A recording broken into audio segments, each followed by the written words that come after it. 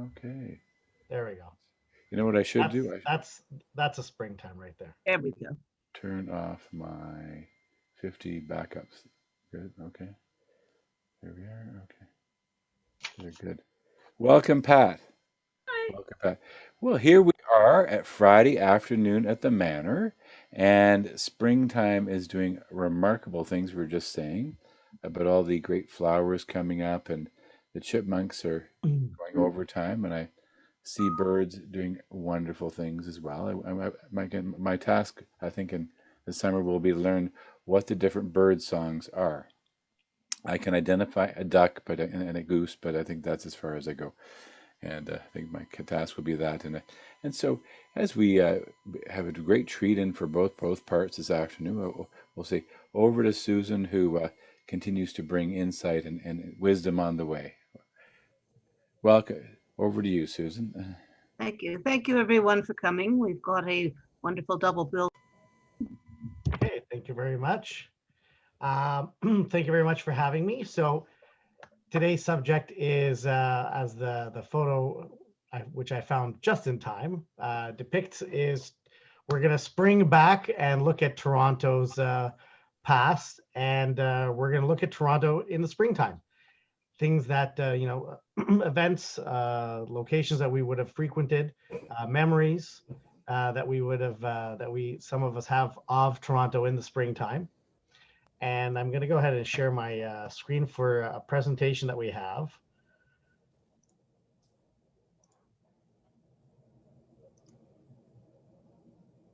Okay. So Toronto Past, presenting spring to the past.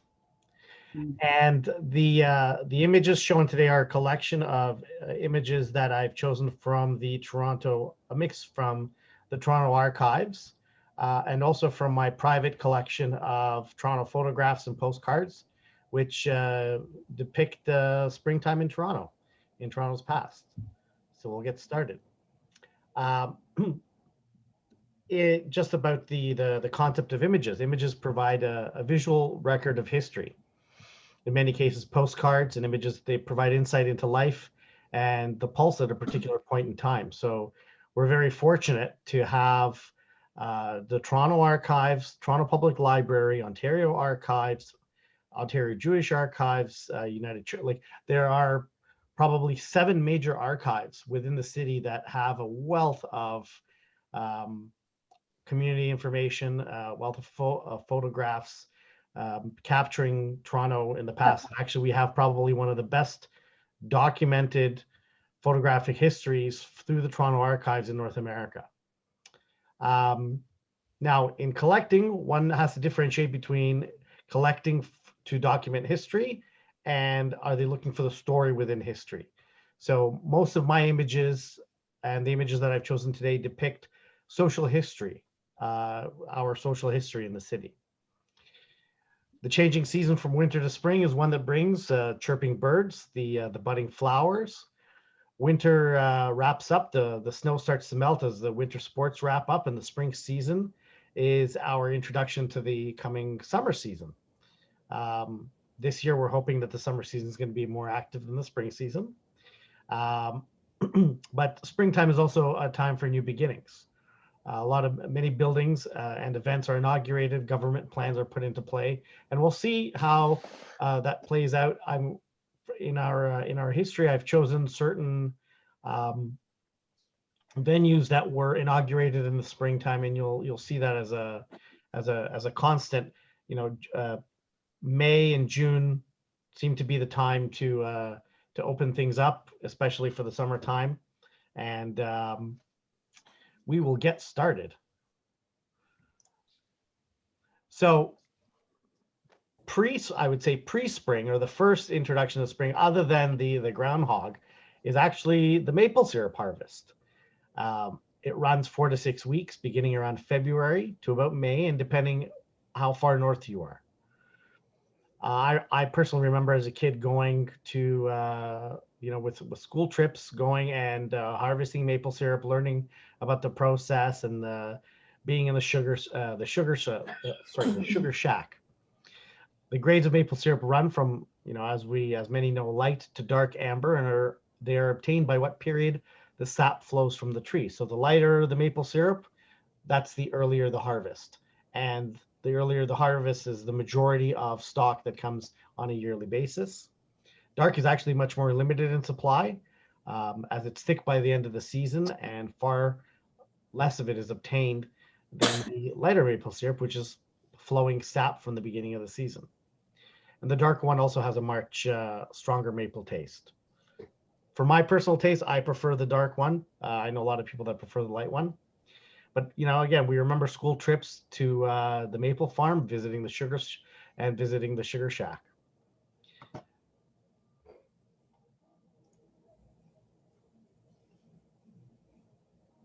Outdoor activities start to become more of or outdoor activities with short sleeves start to become more of a reality in the springtime. And spring signifies the beginning of, outdoor life where we don't need a winter coat. We see here on the top left-hand corner some folks taking in the beach on Center Island, which granted is an image more towards summer, but is still representative.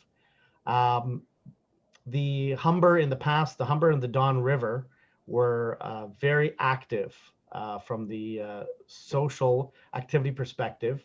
In the warmer months, many would canoe, kayak, swim, fish, and on the Don River, they would even wash their cars in the river.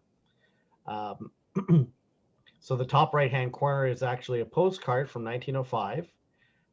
It's a hand-tinted Valentine postcard on the Humber, and it just shows you how much of a hub of activity it was. The Don, again, was the same thing. On the bottom left-hand side are the High Park mineral baths. I'm sure some might remember the High Park mineral baths, which were removed with the construction of the Bloor Street subway line in the 1970s. But these were natural mineral baths. There still is a pool in High Park. It is not spring-fed, but these were spring-fed mineral baths. On the bottom right is Woodbine Park, or Woodbine Track, aka Greenwood Raceway. And springtime. Racetrack. Yeah, correct. Which was built in 1874 as the Woodbine Race Course, and springtime is the time that it would reopen. Today it is there's Woodbine Park and a subdivision that covers the site, but it was built in 1874, originally owned and operated by two men by the name of Pardee and Howell. Passed the raceway on to Joseph Duggan.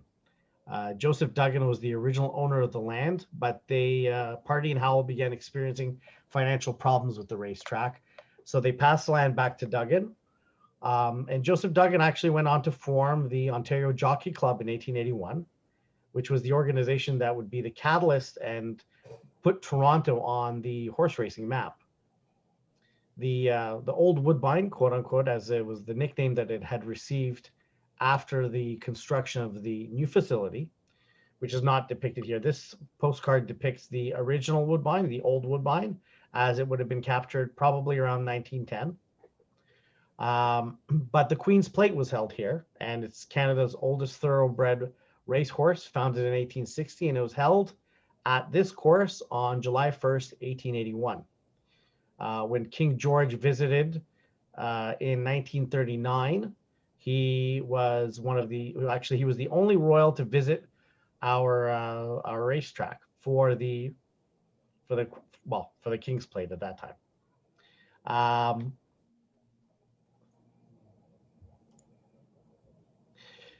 Outdoor activities in the past would have included steamships, and so the season for the steamships obviously would begin in the springtime with the thawing of the ice on the Toronto Harbor. Now, it's interesting to note that the Toronto Harbor hasn't this is one of the first years that the harbor has extensively frozen over after 1910, with the redirection of certain waters from the Don in between 1910 and 1912. The Toronto Harbor stopped freezing over completely. But the season for steamships would begin in the springtime. And up until the 1950s, cruising the lakes was a common pastime. I have countless postcards of steamships and people on steamships, on the decks of steamships, enjoying themselves. And they would take either a cruise for the day around the lake, or sometimes a week, 2 weeks through the Great Lakes up to St. Lawrence. It would be overnight cruises with dinner and entertainment. These ships are long gone. However, there are a few cruise companies which still provide cruises of the Great Lakes. One of them I actually looked up, and I'll give it a plug just because it has a name similar to mine, Victory Cruise Lines out of Montreal. I don't know what the prices are like, but they're scaled down cruise ships, probably maybe twice the size of the one in the top left-hand corner, the steamer Corona there. And they will cruise the Great Lakes for up to a week. And it looks like something that would be fairly interesting. On the top right is the very well-known Trillium ferry boat on its way to Center Island. And the Trillium was actually built in 1910. It was out of commission and docked in the islands in the 1950s, and efforts by a number of historians and shipbuilders who volunteered their time in the 1970s revived it, and it actually functions today, still ferrying people every single day. So a sign of spring is also the ferry boats leaving the shoreline and heading towards the Toronto Islands. But a little bit about the Trillium, and I'll just talk about it for a moment. It was retired in 1957, and so started in 1910, retired in 57, and sold to the City of Toronto for $4,500. And the Toronto Works Department intended to use it to carry sewage sludge from the New Humber sewage treatment plant. But it was left to sink in a lagoon on the Toronto Islands, which I actually have negatives of the ship sitting there, stripped by collectors and such, sitting there idly, and along with her sister vessel, the Bluebell. So the Bluebell was converted into a garbage scow. The Trillium was left to deteriorate, with metal fittings stripped by scavengers and souvenir hunters, and you can actually still find pieces of the Trillium at antique shows and online. In the 60s, there was a renewed interest in the Trillium. In 1964, there was a proposal to display the Trillium along with other historic boats you'll recall the Toronto Marine Museum, which was on the exhibition grounds. That museum is no longer there. It was actually right around Stanley Barracks. The proposal failed, and it was actually proposed in 1965 to return the boat to service. So I'm sure many people are familiar with Mike Filey, Toronto, Sun columnist, Toronto historian, and author. Due to his advocacy and the Toronto Parks Commissioner, Tommy Thompson, Metro Toronto approved the restoration in 1973. The cost actually was $950,000 for the restoration versus buying a new ferry, which would have cost $3 to $4 million. And one of the members, I'm a member of the Toronto Postcard Club, of which Mike Filey is a member, and he is now good friends with the gentleman who owned the engineering firm that refurbished the ship, a man by the name of Gord Champion. And his firm, Champion Engineering, supervised the restoration, which was completed in Port Colborne. It replaced the superstructure, the boiler, the deck, and Gord has actually shown me photos of the extensive work that was done. He's a gentleman with an eye for detail, and very specific requirements. He actually sourced out original gauges. They replicated gauges. They went to the States, to other steamships, to find gauges and pieces that would look as close to what he knew. Luckily, the city had documented the ship before docking it at the Toronto Islands, and so he had a full documentation of what it looked like, and he literally built it from the ground up, rebuilt the ship. So items were actually salvaged from another boat called the Imperial Windsor and one called the Texaco Brave, which were boats that were being scrapped. And the boat was rebuilt as close as possible to the original 1910 plans, and it was relaunched. So Gord is now, I want to say, about 95 years old and sharp as ever, and he is more than happy to talk about his pride in working on this ferry boat. On the bottom left-hand side, we have a postcard from 1905 depicting Hanlon's Point.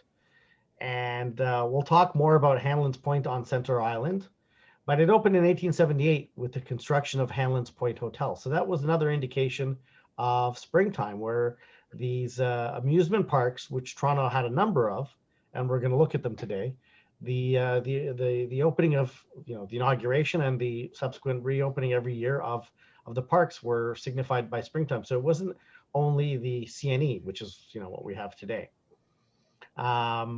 Also, open air streetcars. So this is on the bottom right is a real photo postcard of the open air trolley car that would be headed down Queen Street to Scarborough Beach, and every year with the warm weather, the panels would come off, and you would have these open air streetcars, which there are two of them.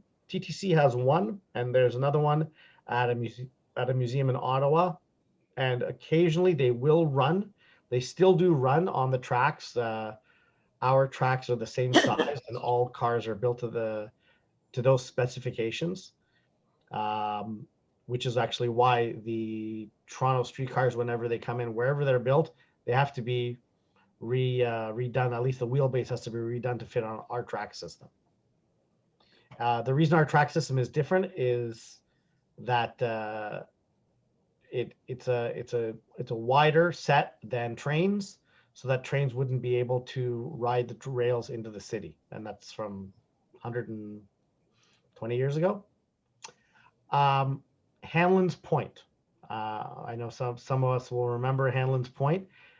The main feature of Hanlon's Point, the hotel, of course, the amusement park, but aside from the amusement park was the baseball stadium. And baseball was something that also signifies the coming of spring, the warming weather. The Toronto Ferry Company actually bought the Toronto Maple Leafs, which was the precursor to the hockey team, which was the baseball team, the Toronto Maple Leafs. And they moved them from Sunlight Field, which was Sunlight Soap, which was east of the Dawn, south of Queen Street, in what today is Leslieville. And they moved them from the Dawn to Hanlon's Point, and they built them a new grandstand. So the Toronto Maple Leafs baseball team played there until 1901. From 1901, and then in 1903, the stadium was destroyed by fire. That wouldn't be the first. It would be the first of multiple. It was rebuilt in 1904. And then Maple Leaf Park actually replaced the stadium in 1908. And the Maple Leafs, who had gone to play on the mainland, returned to the island. Now, Hanlon's Point fire in 1909, which destroyed the amusement park, the hotel, and the stadium, which, that was pretty much the fire that eliminated Hanlon's Point as a point of interest. But the stadium was rebuilt in 1910 on its own. That is the stadium that's notable as being the location where Babe Ruth hit his first professional home run on September 5th, 1914. And the ball, which is believed to be lying somewhere in Lake Ontario. And the Babe was playing for the visiting Providence Grays, and he pitched a one-hitter against the Leafs to go along with his 3-run home run over the right field wall in a 9-0 win for Providence. And today a historic plaque marks the occasion near Hanlon's Point Dock. The Maple Leafs left the Toronto Islands for Maple Leaf Stadium in 1925. Fading. And the airport, the Toronto Island Airport, now covers that site where the stadium sat. So we have actually 3 out of these 4 images here are postcards. The top left is a common what's called a real photo postcard, and it's a photo that was probably taken by. It's actually produced by Air Maps company, and it was probably taken by Billy Bishop. He was hired by the company to fly around Toronto and take a number of aerial photographs, which were turned into postcards. The top right and bottom left are Valentine's postcards depicting the stadium at. You can clearly see that it's at at different periods of time. The later Maple Leaf Park is depicted in the bottom left.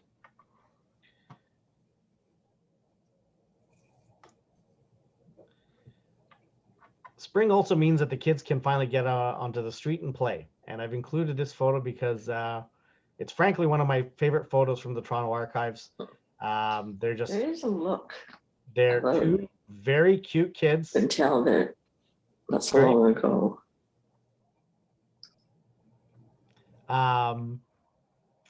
They're 2 very cute kids. I cannot recall offhand what the game they're playing is called with the wheel. If someone knows, feel free to shout it out.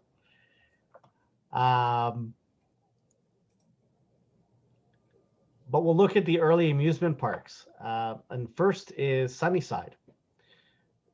So Sunnyside opened up in April of 1922.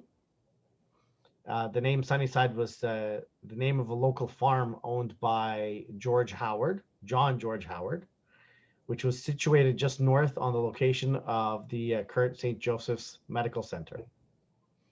Sunnyside Avenue runs north-south from that location, north to Howard Park today, Howard Park Avenue. And John Howard is also famous as the original landowner of High Park. The amusement park themselves were completely created from sand dredged from the bottom of the bay and topsoil from a farm in Pickering. The original shoreline was extended into the lake by approximately 100 meters for a distance of about 1 kilometer. Now, today only a small length of the original shoreline and beach exist, located between Boulevard Club and the Canadian Legion building at the intersection of Dowling and Lakeshore Boulevard. Unfortunately, the park was demolished in 1955 to facilitate the building of the Gardiner Expressway. But we'll look at the park, and so what we have here is Sunnyside Beach, and this would have been the main boulevard, the main drag, the strip, if you will. You can see the hydro corridor behind it, and that pretty much where you see the building with the round roof, that is where the Gardiner is pretty much running right next to this hydro corridor. And so what they would have done is they buried the hydro lines, and they ran the Gardiner right adjacent to the hydro corridor. And the reason they did that is because the land was already cleared, and it was already suitable for suitable and the soil settled for building the footings of the Gardiner Expressway. So on the top left-hand corner is the Sunnyside Beach Bathing Pavilion. It's a postcard depicting the opening day ceremonies. On the top right is behind that building, and a scene that is still can still be seen today, which is the beach, although far less busy. On the bottom left, a very busy summertime scene of everybody enjoying a swim in the lake. And on the bottom right, the largest heated pool in North America, which is still there today. It used to hold 3.4 million liters of water, and it was the largest outdoor pool in North America. When the park was torn down,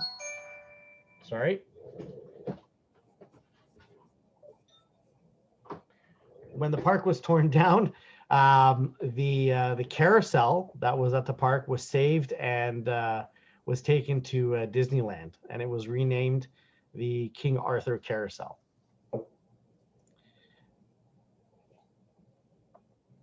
So here we have another two photos of the busy boulevard and the beachfront. And Sunnyside was also a place where Torontonians began to experiment with foods at the amusement parks, various foods. Here we have hot wieners and toasted buns, French fried potatoes, and looking at a history of the amusement parks and carnivals and fairs in Toronto, I've noticed that from about 1905 on, the curiosity of Torontonians in trying different foods would expand to the point where into the 1960s and 1970s at the CNE, it was totally reasonable to introduce with great success the international food fair that they used to have. But back to the slide here. Also, one of the first pageants one of the first Miss Toronto pageants was held at Sunnyside, and here we see in 1926 with the sash Miss Jean Ford Tolmie, which there is unfortunately a darker story that goes with this, but we'll save that for another day. Some of the names of the rides were the Arrow Swing. These are the names that stick out to me. The Custer Cars, the Flyer, which of course was the roller coaster, the Gadabout, which were bumper cars, Lovers Express, Menagerie Merry-Go-Round. They had miniature golf as well, toboggans, the Whip, and the Whoopie, which was later renamed the Swooper. Another amusement park on the other side of the city was Scarborough Beach. And in 1906, the Toronto Park Company purchased 17 hectares of the O'Connor Farm, which is south of Queen Street, east between Ludi and McLean Avenues, from the Sisters of St. Joseph. And actually, the O'Connor Farm has moved. The O'Connor Farm moved actually out to Whitby. The Scarborough Beach was formally opened on June 1st, 1907 by Mayor Emerson Coatsworth. Now, the first slide here depicts the most popular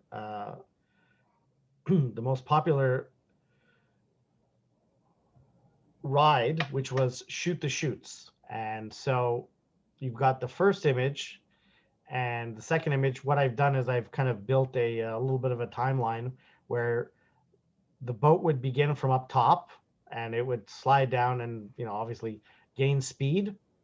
It would be pushed by two people from up top, and then they would let go as it would gain speed, and then it would hit the water and glide on top of the water. A fairly safe ride. There were a few injuries, but generally a very fun time. So you can see people as they make their way down the slide from the first to the second top right, the third bottom left, and then the final photograph of the happy and safe and excited riders. Scarborough Beach was the development was closely linked to the Toronto Railway Company streetcar service to the area. The resort offered 100 attractions, including a 0.4 kilometer roller coaster ride called Shoot the Chutes. A 0.4 kilometer coaster ride, the Shoot the Chutes, which was a flume ride, and a Bump the Bumps slide, and of course the very famous Tunnel of Love, which is depicted in the bottom right hand corner. At night, thousands of lights decorated the park, and they also had professional lacrosse and other sports that were featured on the athletic grounds, and it also featured a wooden velodrome. So the roller coasters depicted on the top left hand corner. The velodrome is on the top right, and the Tunnel of Love, the entrance on the top, on the bottom left, and on the bottom right. And there are a number of stories of young couples who would need to be admonished by by those who were managing the ride for being a little too lovey-dovey in the Tunnel of Love. Also, it's interesting to note that the first public exhibition flights in Canada were made at Scarborough Beach by Charles Willard in September of 1909. And so here we have depicted the band shell, and so that's the postcard on the top left, and then to the right is Joseph Durbano's band playing in the band shell. Now, if one was to turn south directly from the band shell, they would be looking at the wooden boardwalk and the beach following after that. So the boardwalk that you see today, on just to the north of the boardwalk where the trees are, that's where the all of these structures would have been built, between the boardwalk and the houses to the north. On the bottom right hand side is another image from my collection, which was, it's actually a folding card, and it's made as a postcard. It's meant to be sent. It wasn't. It was sent in an envelope, but it has the brightly lit tower at Scarborough Beach and a very unenthusiastic couple who seems to have somewhat enjoyed their day. This was actually one of the first portrait images that I bought and got me interested in portrait photography, or Toronto portrait photography. Next is a place that we all know that's close to our hearts and that's now hotly debated, Ontario Place.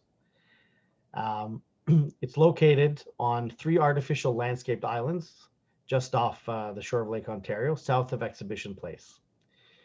It opened up in May 22nd, 1971, and operated as a theme park, which was centered around Ontario themes and family attractions until 2012. So it's interesting that it's been 8 years. It's still open as a park it doesn't have it, there's no admission to enter, but the Cinesphere still functions.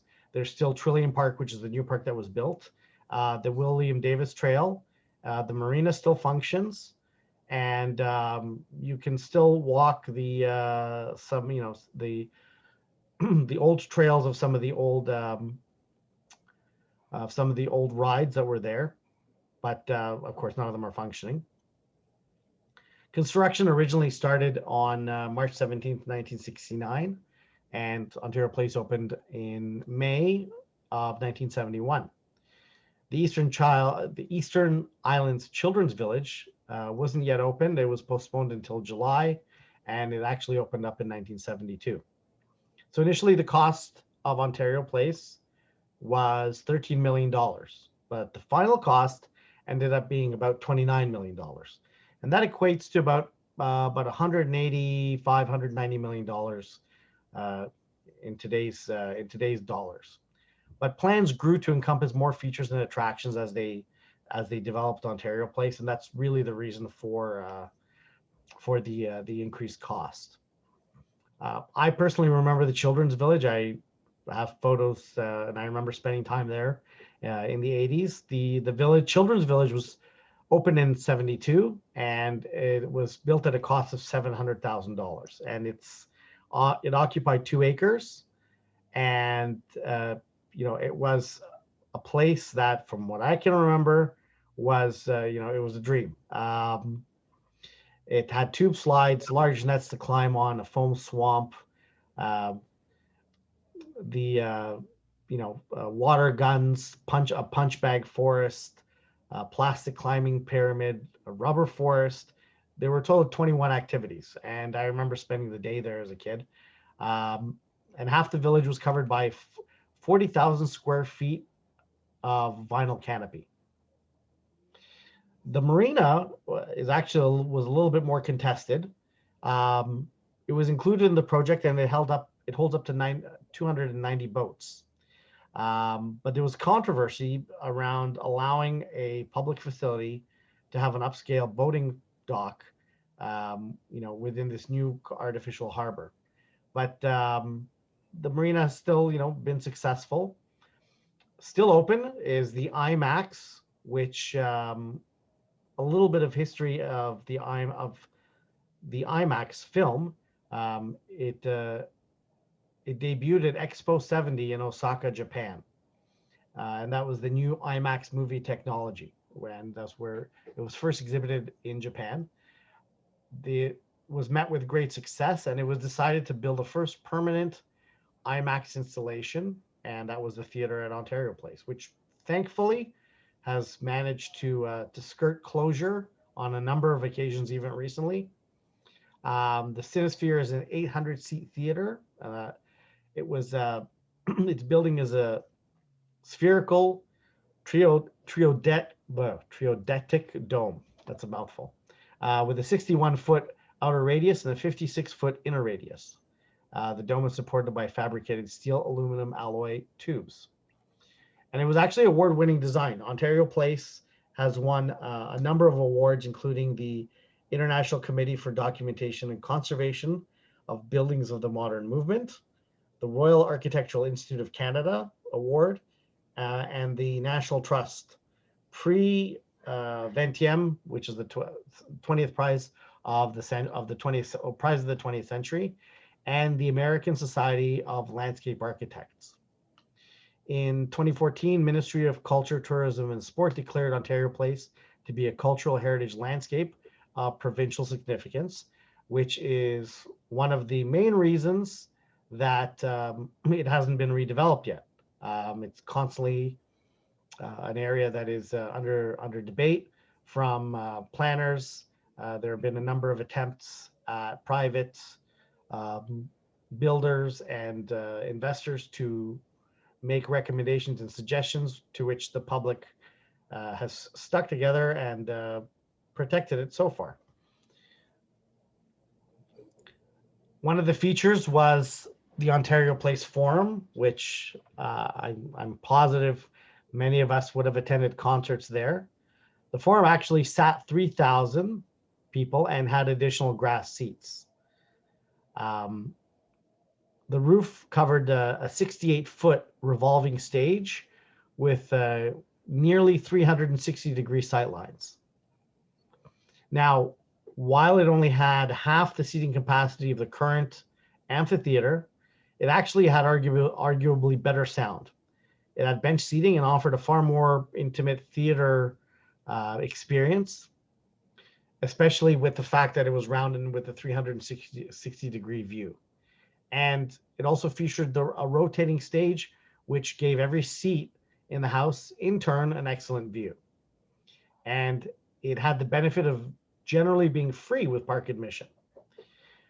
Featured events included the annual Toronto Symphony, rendition of Tchaikovsky's 1812 Overture, complete with the firing of the guns from the nearby HMCS Haida.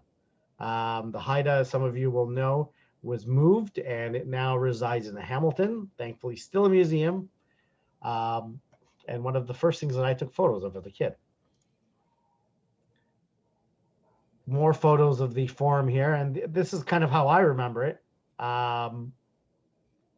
Famous acts include B.B. King, Glenn Campbell, Kenny Rogers, Johnny Cash, Dizzy Gillespie, Pat Metheny, and James Brown, Rod Stewart, Chris Christopherson, Willie Nelson, as we can see here. Canadian acts like Lighthouse, Bruce Coburn, the Nylons. It was actually the site, some might remember, 1981, of a riot by Teenage Head fans. But that was a riot that was allegedly started by the manager of the band in order to gain publicity. But after that, hard rock acts were banned from the venue until the construction of the new amphitheater, the Budweiser. Well, no, now it's something else, but it used to be the Budweiser Amphitheater. In the summer of 1983, the Forum was actually so far ahead of the curve entertainment-wise, it brought back musicians such as Paul Young and Tina Turner before they had their comeback tours. So it was on the we were ahead of the game. Unfortunately, the Forum was torn down at the end of the '94 season, and it was replaced with the current amphitheater, which is still pretty good, and hopefully will be returning to one day. Springtime was also the return of and the opening of zoos. But in the past, I focused actually on the zoos that predate the Metropolitan Toronto Zoo. One of them is still functioning today, which is the High Park Zoo.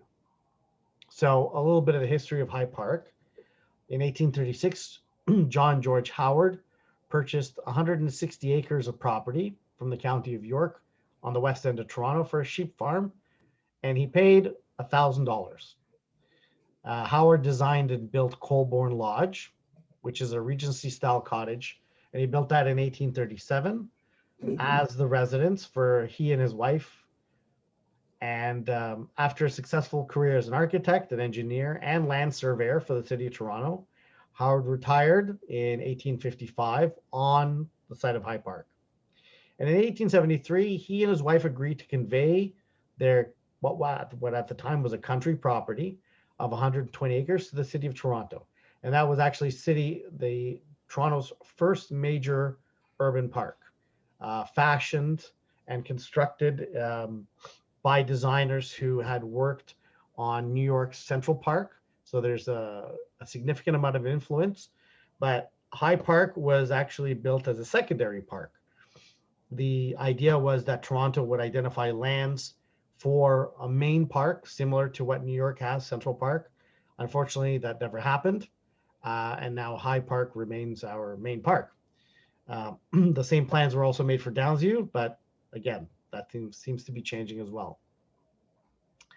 But the practice of keeping animals in the park originated in 1893 with the keeping of deer. So High Park was born, the High Park Zoo was born with the birth of High Park, with the opening of High Park. The zoo keeps American bison, Barbary sheep, capybaras, which you might recall escaped probably about 3-4 years ago, emus, Highland cattle, llamas, mouflon, sheep, peacocks, reindeer, wallabies, and yaks in 11 different paddocks. The zoo's open year-round from 7 a.m. to dusk, and on weekends from March until October. The llama pen is actually also open for visitors to feed and pet the llamas. And chicken and rabbits are also kept for children to interact with at the same time as the llama visits. The animals are cared for by the Toronto Parks, Forestry and Recreation Division staff, and Friends of High Park Zoo volunteers. And in recent years, when there was a discussion about closing down the zoo, the Friends of High Park actually stepped in and salvaged the zoo. So now it's more privately run or run by a nonprofit than by the city. The city seemed to have pulled out quite a bit just because of funding, and feeding all of these animals was just far too expensive for the funds that were coming in, because they were functioning completely on donations. So the zoo's budget is partially paid for by volunteer donations, and I'm sure if you've been there, we've all left a few dollars in the donation boxes. That is where their funding comes from, for the most part. And online donations are matched by charitable foundations. So that's interesting to note. If anybody wants to make a donation to the High Park Zoo, let me know after. I will send you a link. Another zoo now on the east end was the Riverdale Zoo. The land is now occupied by Riverdale Farm and used to be the city's premier animal watching institution. For 75 years, Riverdale Zoo was home to a bizarre menagerie of wild and exotic creatures, including elephants, hippopotamuses, monkeys, and sea lions.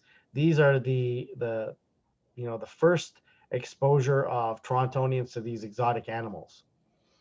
The Cabbagetown attraction closed for good, partially demolished when the Metro Zoo opened up in 1975, and a lot of some of the animals were transferred over to Metro. The property actually originally belonged to Henry Scatting, and it was purchased by the city and where it opened up the 162 acres at that time in 1890. And by 1894, the zoo had its first residents, 2 wolves and a herd of deer, and they were kept separately. Otherwise, the wolves would have eaten the deer. The collection grew that by 1902, the inventory at Riverdale included 16 pheasants, 2 ocelots, a male camel, bull buffalo, 6 pens of monkeys, a Siberian bear, a crane, lions, and a hippo. Believe it or not, the zoo actually attracted 20,000 visitors in the first weekend, and the elephants and lions were on display. The animals were expanded to include animals from all over the world, Africa and Asia. Yonge Street Pedestrian Mall is something that was also tested in the springtime in the summer of 1971. It was a summer-only space. It was basically the blocking off of Yonge Street from Bloor to Queen, and it was met with massive success.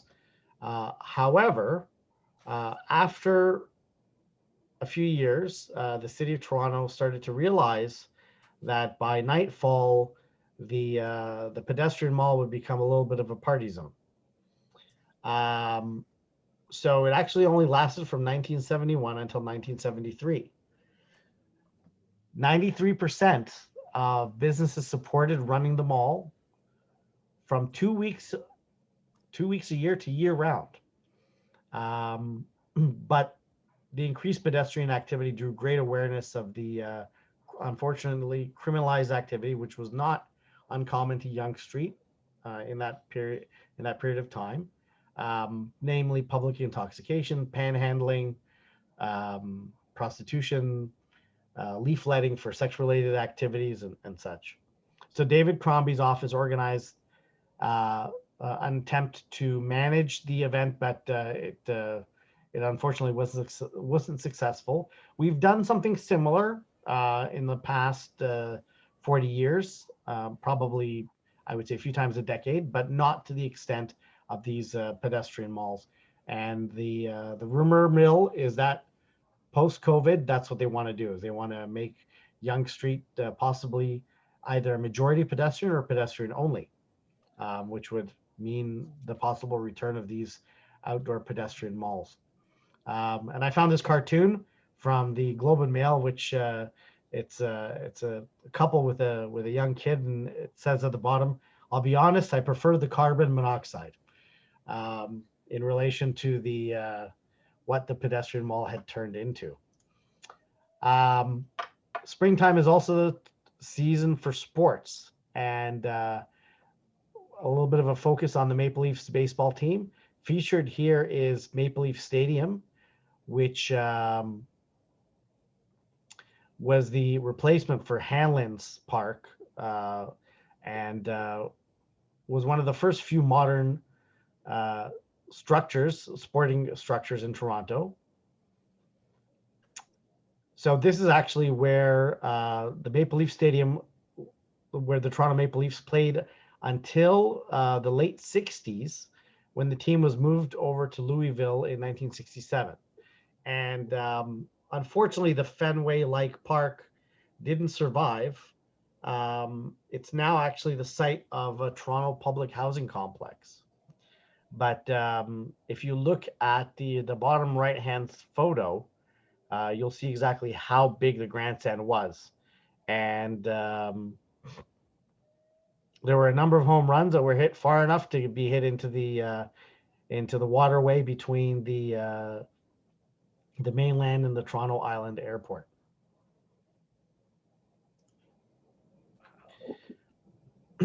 Following that, Toronto got its finally got our baseball team in springtime, and we had our opening day with at the stadium at CNE, which was attended by 44,649 fans who came to the exhibition stadium for the opening day. And what they saw was AstroTurf covered in snow. So in a typical Canadian fashion, we had our Canadian spring with snow. White Sox. So on the bottom left hand there, we've got the White Sox infielder who's actually tramping through the snow.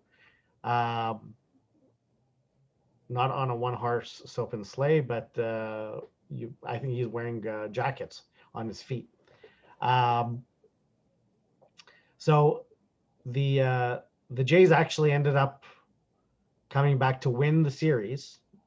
They had a multiple game series. They lost the first game, but they won the series, and they took the series with a 5-0, and with a number of Toronto Blue Jays. I won't go into the players themselves, but we have here a ticket from the opening game, and one of the cards, one of the first cards of a Blue Jays player that was ever produced.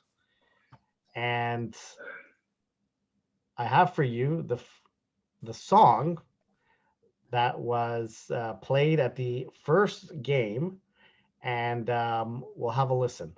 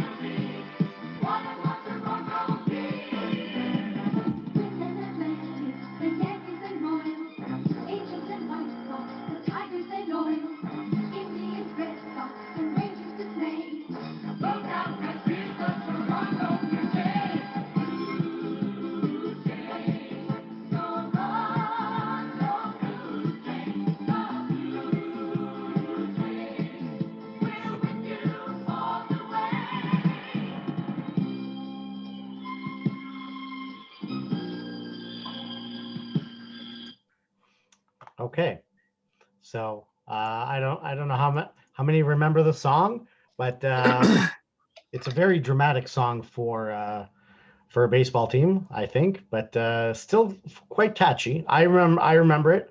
I remember actually getting. I never was able to attend a game at Sandy because it always got snowed out. So somehow it was always too cold, and my parents wouldn't let me sit in the cold. But today we've got the Sky Dome, which of course has its retractable roof. That's the home of the Blue Jays, which again is now a contested structure because they're talking about tearing it down and building something about half the size. So the Sky Dome holds up to, I believe it is 45,000 people, and which is unfortunate because it's become between the Sky Dome and the CN Tower, it is a Toronto landmark which identifies the skyline. So on to the next activity of springtime. I never actually thought that there was this much to do in the spring until I built this presentation. Drive-in theaters. So the first drive-in theater actually goes back to 1915 in Las Cruces, Mexico. It was officially opened in 1921 and showed silent films in California. However, the actual drive-in theater as we know it was patented in the 1930s. So there was a gentleman who decided that he wanted to test. He was working for a chemical company, and he wanted to test this concept of playing movies outside. I believe that the inspiration came from European movie theaters, which it's very common to find, especially in the warmer Mediterranean areas, open air theaters. I know I've attended a number in Greece. So what he did is he nailed a screen to trees in his backyard. He set up a Kodak projector from 1928 on the hood of his car. What was the original proposal height? Sorry? Oh. So after nailing a screen to trees in his backyard, he set up the 1928 Kodak projector, and he put a radio behind the screen, and he tested different sound levels with his car windows up and down. And so basically he figured out what the approximate distance was, the distances would be, and so on. And he applied for a patent in 1932, and by 1933 was given the patent for the drive-in as we knew them throughout North America. Some of the local drive-ins here were the Scarborough Drive-In, and this one was located at Kennedy Road and Randstone Gardens, which is just south of Lawrence Avenue East. It had a quote-unquote gala opening in June of 1952, and it was advertised as actually having the biggest screen in Canada. It had a supervised park for kids and double car ramping, which would bring you closer to the screen. The opening attraction was Summer Holiday, starring Mickey Rooney and Gloria DeHaven. Now, drive-ins were a fairly new concept at the time, and they were being marketed as the perfect form of family entertainment. Many of Scarborough's residents through the 50s, 60s, and 70s, I'm sure enjoyed an evening at the Scarborough Drive-In. I know that I took in many evenings in the 80s and 90s at drive-ins. And even in 1963, the drive-in began offering Sunday shows. And the Jake Goodlad Park actually exists on the site where the Scarborough Drive-In theater was located. Another one is the 400 Drive-In, located at 407. So this is a little bit outside of Toronto. It opened on July 22nd, 1954, with Susan Hayward in White Witch Doctor. It was originally a single screen and expanded to 3 screens by 1978, but unfortunately, due to lack of demand, was closed in 97 and demolished in 98, which now the Famous Players Colossus Theater sits on that site. But with the current pandemic situation, drive-ins had actually started to regain popularity in the last few years, and even more so within the last year. But the Famous Players owned the 400 Drive-In, and it had space for 1,300 cars. One interesting one, which always catches my eye, is the Odion Dufferin Theater. And this one had a swimming pool. So I don't know whether you went to the movies or you went to go to the pool.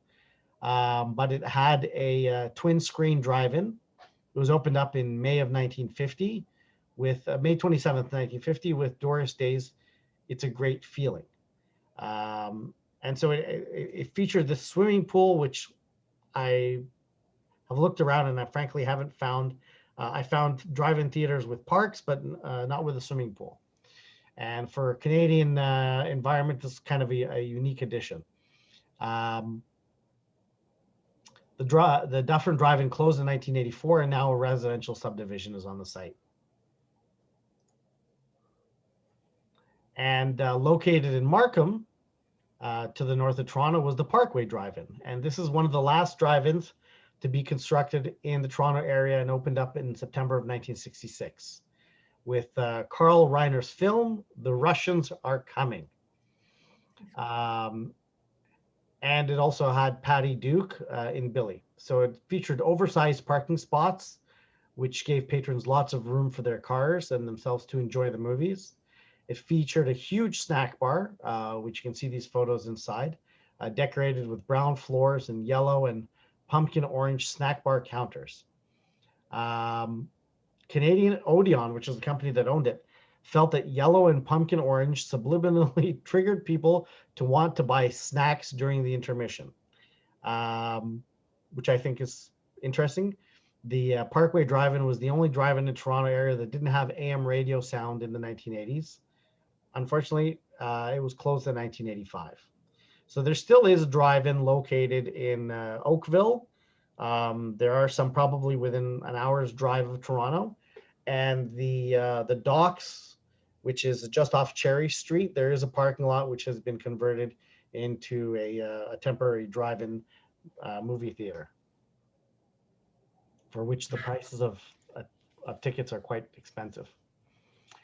And we're going to wrap up today's presentation with memories of springtime in the 1940s by a member of the United Church who unfortunately now passed, Toronto historian Doug Taylor. And he wrote a number of books on Toronto history, but I find that his memory and his style of writing is, for me, for someone, he's writing about Toronto, his memory of Toronto of springtime in Toronto in the 1940s.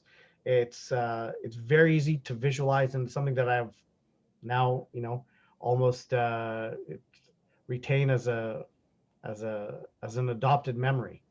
But I'm a big fan of Doug's, and of his. He was one of my inspirations for getting further involved in Toronto history, and having all his books. I thought we could wrap up today's presentation with Doug's memories of Toronto in the 1940s.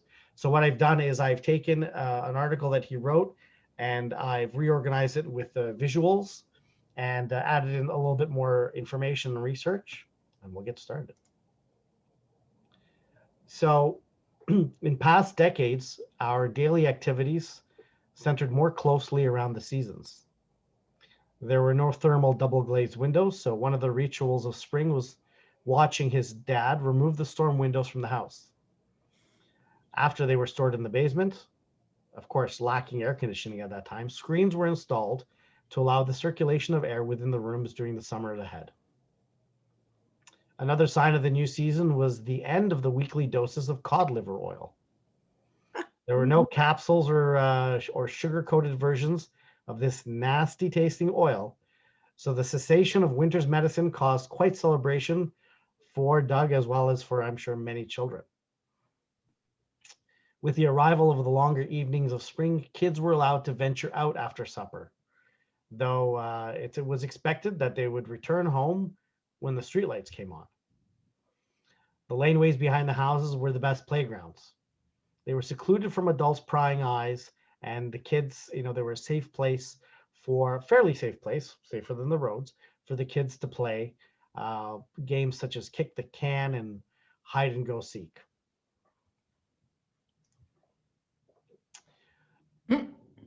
While playing, sorry, one moment. Hello?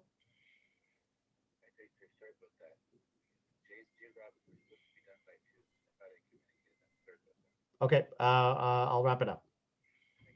Right. Okay, we are unfortunately going to have to wrap up. I hadn't realized that it was was our cutoff time, but we'll just speed through the last ones.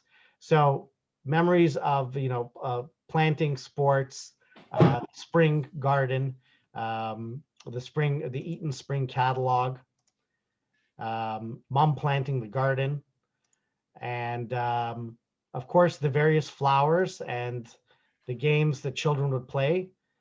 There was also the yo-yo man who would appear at the various schools, and spring brought about the changes that Doug has captured here with the blooming flowers all over Toronto.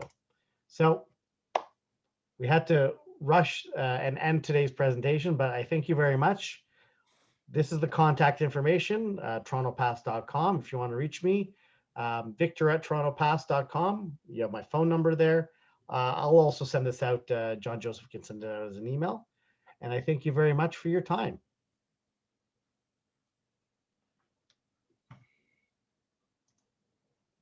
Thank you, Victor. You always keep us wanting more and more and more. Truly remarkable. So unfortunately, we don't have time for questions, but Susan, if you can just welcome our next part two of our afternoon, our next wonderful speaker. Yes. Thank you, Jay, for coming and helping us. We're always welcome. You're always welcome here, and hopefully you can tell us more about Toronto's green spaces. Okay. I actually plan to talk about a broader context. The needles. So they can process 10,000 people there every single day if they had the quantity of needles they need. And so we are pushing for that. Right now they've run out, but if they had the fridge fulls of needles, 10,000 people could be processed in one day. And so I'm very pleased with that. I advocated aggressively for it at City Hall, and it got sanctioned and up and running a few weeks ago, and it's just been gangbusters. Plus, not just that at East York Mall, but also the pop-up at the mosque on the weekend processed a couple thousand people. Plus, I want you to know that we're going into the bottoms of the buildings, like the foyers, and we're vaccinating people as they come off the elevators. And we have tables set up and just vaccinating anybody who's willing, right into the buildings. So there's been extensive work. I'm not gonna go any farther into that because it would take me forever to tell you what we've done in the Toronto community housing buildings there, etc.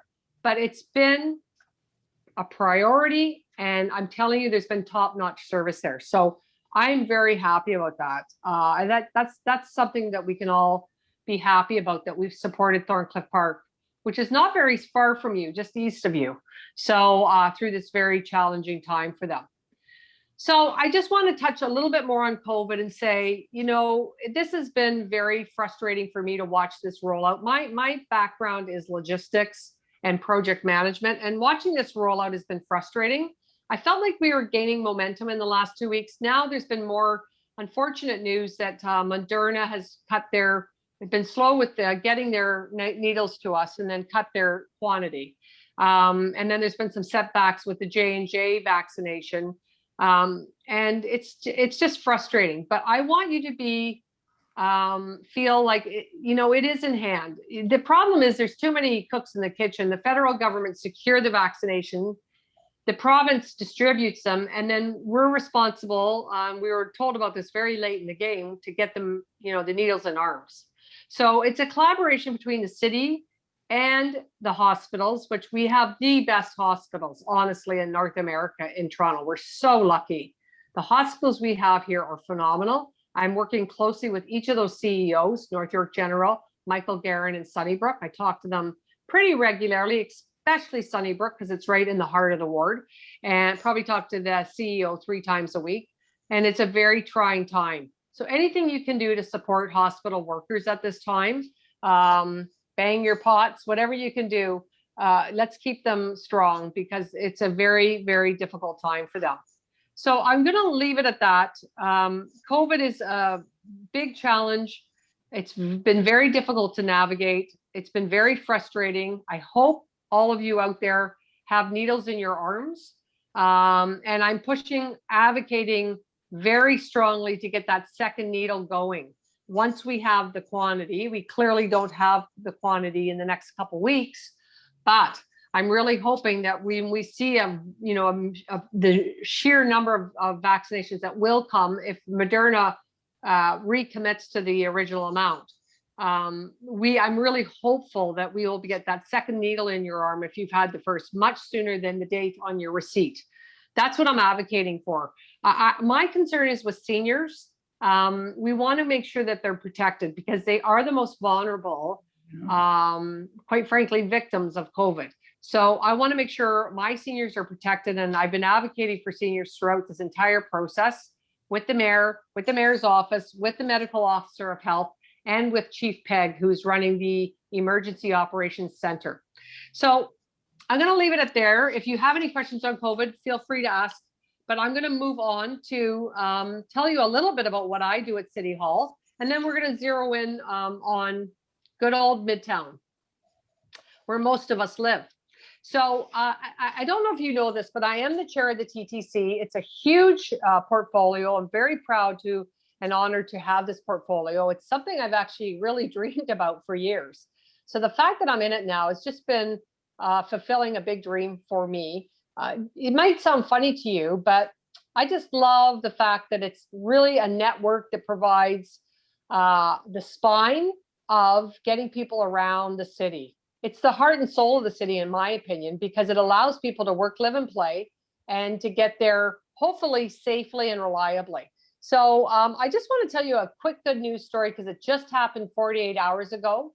And if you're an environmentalist, I think you'll like this story. We just approved and moved at the committee meeting this week to purchase 300 more green buses, electric buses. So currently we have 60, and we will have a total of 360 when this purchase is complete. And I think this is a wonderful target, and it really is going to help us with our overall emission reductions of CO2 annually. In fact, these buses will bring about 250,000 tons of reduction of emissions of CO2 annually in our city. So that's good news story for our air quality, and it's a good news story for Toronto. So that's something I'm excited about this week, because I think it's important that you share these stories, that we share these stories about good things that are happening at City Hall in parallel to and up against COVID. Things are still moving forward at City Hall despite this global pandemic. So I've got a few pictures for you, not as interesting as the last speaker. Oh, those were awesome pictures. I want copies of all of them. They're amazing. I'm sorry you had to rush through those for me because I'm a bit duller than that, but I do have a few photos, and we're going to put them up as I'm speaking to talk a little bit about Midtown and focus. Let's focus on the area we live in, Yonge-Eglinton, Davisville Village, and kind of slipping into Leaside a bit. I have to tell you, there are 124 cranes in our skies right now in Toronto, more than any other city in North America. And this is not exactly something to brag about, unlike the green buses, because it's very taxing on the infrastructure of the city. Most of those are in the Yonge-Eglinton area. People used to think all the development and builds were happening in downtown Toronto or Yonge and Sheppard, but now it's all happening in Yonge and Eglinton and shifting east along the crosstown that's being built. So developers have purchased and assembled properties along that belt, the transit line that will be open shortly, well, in a year or two, probably more like 2. And they've assembled properties, and they're quickly, aggressively trying to create very built form situations that are maybe a little over the top. And so just to put that in context, the city with the highest number of active cranes is Seattle, with 43. I think just to let the host know, we're trying to get the presentation up and running, but apparently it's been disabled by the host. So if the host could kindly allow us to put the my presentation up. Oh, I shared the screen that made you co-host.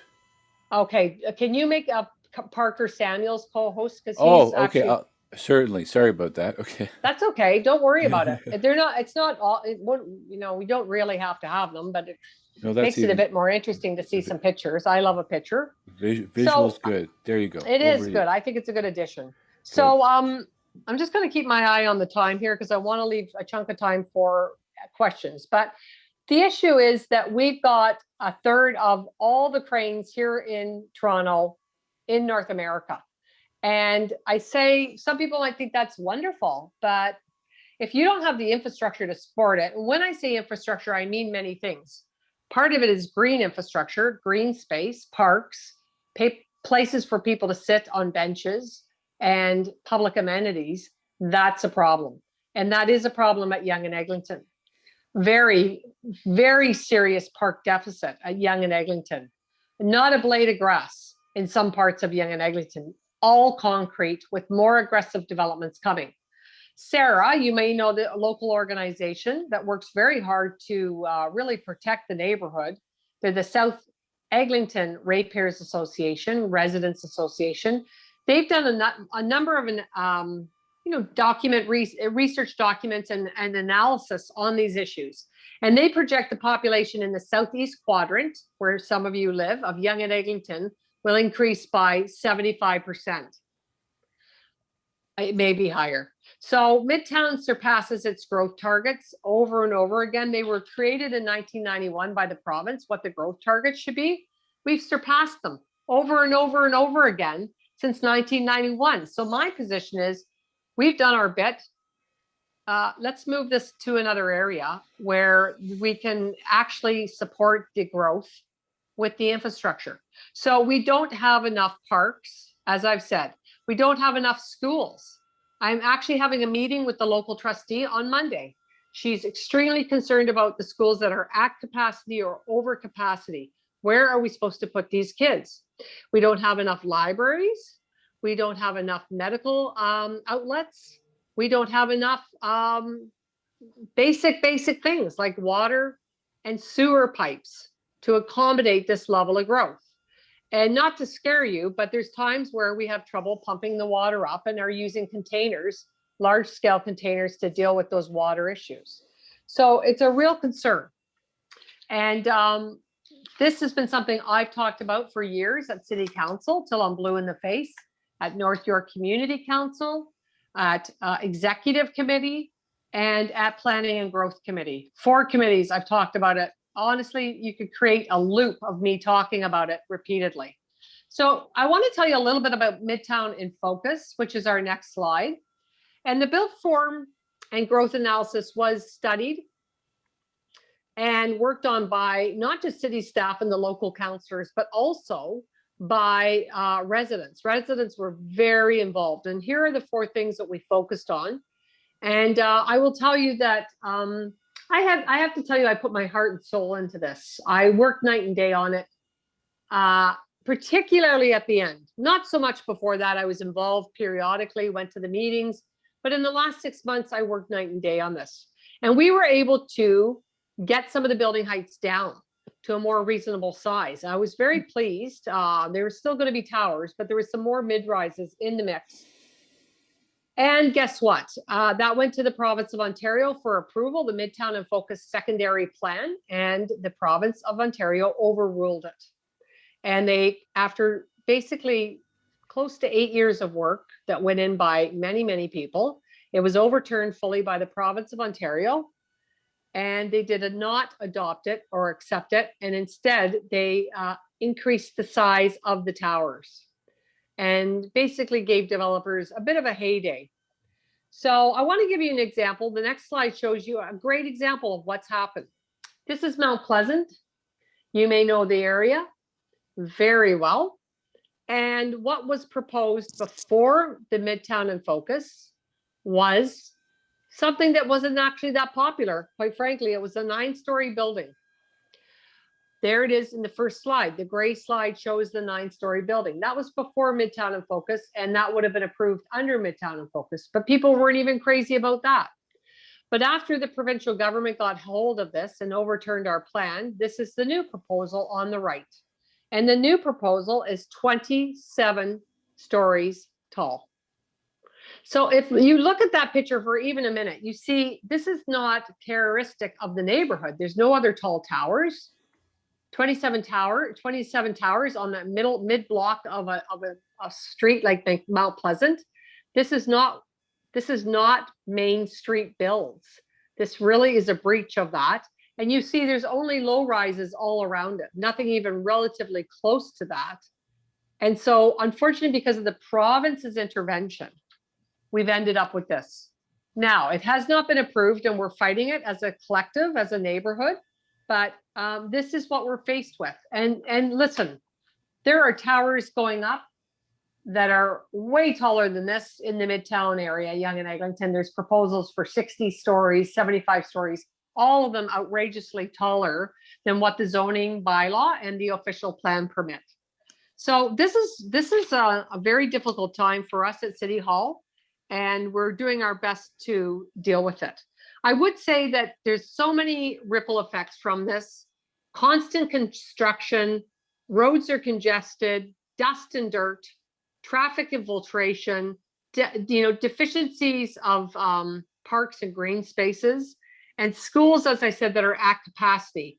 Not to mention, as the chair of the TTC, I'm very, very concerned to say that we are at capacity on the line 1, Yonge line. We are at capacity. People wait 3 or 4 trains to get on at Yonge-Eglinton and Yonge and Davisville in the morning, peak hours. Not now during COVID. This is pre-COVID, but we will get back to a normal world, and it will be that way again. So it's a big problem. These things that are listed here in front of us that are affecting, like lack of sidewalk space, etc. COVID has changed our world forever. And I hope for the good. I hope there will be a lot of good outcomes after we get through this 3rd wave. There won't be another wave, and we'll get needles in arms, and we'll be able to enjoy our summer. But I know that things will dribble on into the fall. So this is the thing I want to end on for this piece is the TTC is maxed out on Yonge Street. We can't hold another person.